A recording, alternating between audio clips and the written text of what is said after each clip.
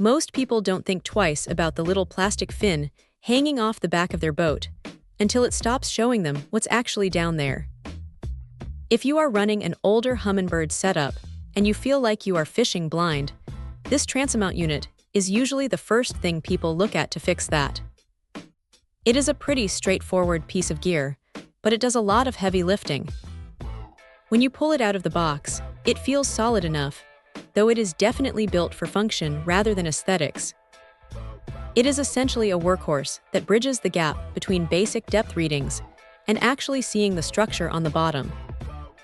The real draw here is the combination of dual-beam sonar and down imaging. You get that standard 2D view, which is great for just keeping an eye on the depth and spotting schools of bait. But then you can flip over to the down imaging to get a much clearer picture of logs, rocks, or whatever else is hiding under the hull. It uses 455 and 800 kHz for that imaging, which is honestly where this thing shines.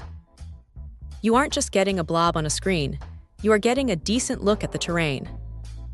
It is not going to give you high-definition photography, but for identifying a drop-off or a brush pile, it is more than enough to change how you approach a spot.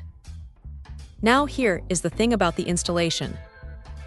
It comes with a 20-foot cable, which is generous, but you are going to want to spend some time on cable management.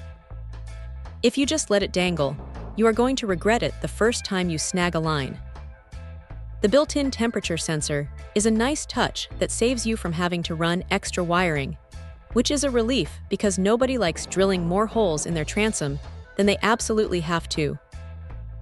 It plays nice with a specific range of legacy units, like the 500 and 700 series, so if you are trying to keep an older rig alive without buying a brand new fish finder, this is a smart way to do it.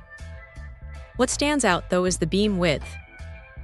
You get a decent spread, which means you aren't just looking at a tiny needle-thin slice of the water column. It covers enough ground that you don't have to zigzag perfectly to find what you are looking for. That said, it is not perfect.